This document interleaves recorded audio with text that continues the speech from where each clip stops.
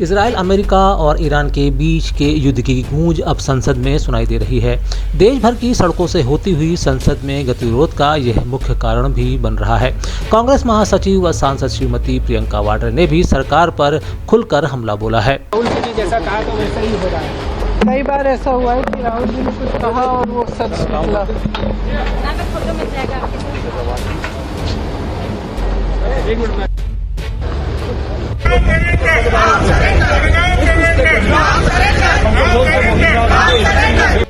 वहीं देश की संसद में विपक्षी पार्टियों का सरकार के खिलाफ पुरजोर विरोध भी देखने को मिल रहा है, जिसमें महंगाई को मुद्दा बनाया जा रहा है।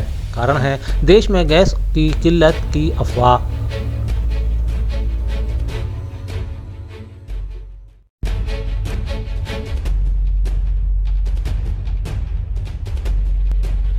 मध्य प्रदेश सरकार ने भी इससे निपटने के लिए तैयारियों को अंजाम देना शुरू कर दिया है।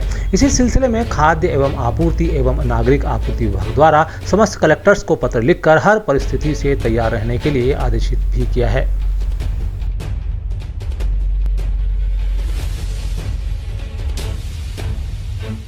मध्य प्रदेश में आदिवासी वोटर्स को साधने की तमाम कोशिशों के बीच भाजपा और कांग्रेस में राजनीतिक टकराव काफ़ी समय से देखने को मिलता रहा है।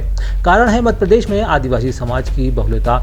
ऐसे में अब आदिवासी विधायकी शून्य किए जाने को लेकर एक बार फिर दोनों पार्टी राजनीतिक मैदान में आमने सामने हैं। ऐसे में प्रदेश कांग्रेस अध्यक्ष जीतू पटवारी ने न सिर्फ सत्तारूढ़ पार्टी पर निशाना साधा है, बल्कि कहा है कि भाजपा का मूल विचार आरक्षण विरोधी है। साथ ही उन्होंने कहा कि नरेंद्र मोदी और मोहन यादव दलित और आदिवासी विरोधी हैं। हम सबने आज अखबारों में खबर पढ़ी, जिसमें विजयपुर का विधायक आज से 9 महीने पहले जनता ने चुना, वो आदिवासी था। सामान्य सीट थी, कांग्रेसियों ने जान लगा दी। जनता ने सरकार के 50 करोड़ रुपए के अगेंस्ट खड़े होकर मंत्री को हरा दिया। जिसने दल बदल किया, कांग्रेस को बेचा, उसको सबक सिखा दिया। पर भारतीय जनता पार्टी किसान विरोधी है, नरेंद्र मोदी दलित विरोधी है, मोहन यादव आदिवासी विरोधी है।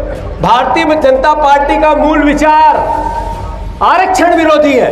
उधर भारतीय जनता पार्टी प्रदेश अध्यक्ष व विधायक हेमंत खंडेलवाल ने जीतू पटवारी सहित पूरे कांग्रेस को आड़े हाथों लेते हुए कहा है कि माननीय मध्य प्रदेश उच्च न्यायालय के निर्णय का सम्मान करते हुए उनका स्वागत करना चाहिए।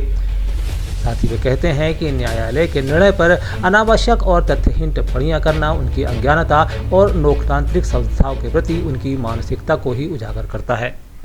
देखिए, कोई भी निर्णय अदालत ने किया है, हम अदालत के निर्णय का स्वागत करते हैं। अदालत ने निर्णय किन परिस्थिति में किया, क्यों किया, ये न्यायालयी प्रक्रिया है। मैं समझता हूँ जीतू पटवारी जैसे बड़े व्यक्ति नेता को न्यायालय पर टिप्पणी करना ठीक नहीं। न्यायालय जो भी करता है किसी न किसी कारण। देखिए, अदालत की कार्रवाई है, इसमें अदालत ने किसी परिस्थितियों में कोई चुनाव प्रक्रिया का पालन नहीं होने के कारण निर्णय लिया, जो एक स्वाभाविक प्रक्रिया है। इसमें किसी का सम्मान अपमान की बात नहीं। मैं समझता हूँ कि कांग्रेस के नेताओं को अदालत की समझ कम है, अदालत का सम्मान करना। हालांकि मध्य प्रदेश के कांग्रेस अध्यक्ष जीतू पटवारी ने ताल ठोकते हुए मामले की अपील सुप्रीम कोर्ट में करने की बात कही है। उन्होंने कहा है कि आदिवासी विधायक मुकेश मल्होत्रा सामान्य सीट से जीत कर आते हैं तो भाजपा को यह बिल्कुल नागवार गुजरता है। दूसरा घटनाक्रम मुकेश मल्होत्रा का चुनाव हार और जीत कोर्ट से जिस तरीके से निर्णय हुआ, आश्चर्यचकित थे लोग। मैं मानता हूं कि एक आदिवासी व्यक्ति क्राइम क्या छुपाने की आरोप है कि आपस में बातचीत हुई थी, तू मैं हुई थी, वो इंगित नहीं किया गया। बेसिक कोई ऐसा क्राइम नहीं था जिससे कि जो मूल तत्व है कि अपराध छुपाने से चुनाव पे प्रभाव पड़ना, इससे कोई प्रभाव नहीं पड़ता था।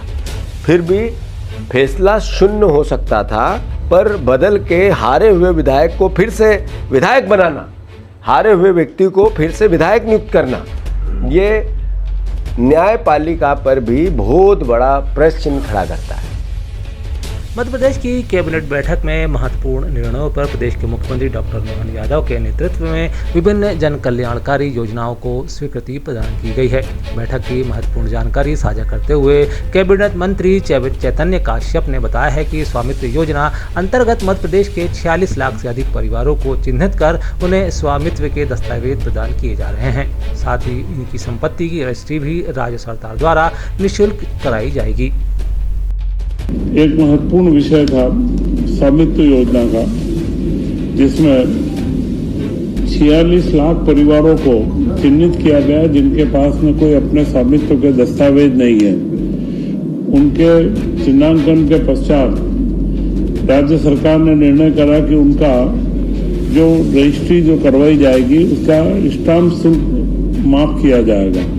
तो 3000 करोड़ के करीब का उसका भार राज्य सरकार पर आ रहा है, परंतु निःशुल्क रजिस्ट्रियां करवा करके राज्य सरकार अब उसका प्रारंभ करने जा रही है कि उन 46 लाख लोगों को उनके स्वामित्व के दस्तावेज प्राप्त होना चालू हो जाएगा। इंदौर में दूषित पानी से 2 दर्जन से अधिक मौतों के बाद अब दूषित पानी को लेकर भोपाल में हंगामा बरपा है। मामला है कल्याण नगर का, जहां 100 घरों के नलों में गंदा पानी और कीड़े निकलने की खबर बेहद चिंताजनक है। ऐसे में नेता प्रतिपक्ष उमंग सिंघार ने तुरंत मामले पर बयानबाजी करते हुए इसे लापरवाही नहीं बल्कि सीधे तौर पर लोगों के स्वास्थ्य के साथ खिलवाड़ बताया है। वो कहते हैं कि मुख्यमंत्री से उनका आग्रह है कि इस मामले में तत्काल कार्रवाई करें और कम से कम प्रदेश की जनता को साफ पानी पीने के लिए उपलब्ध कराने सुनिश्चित करें।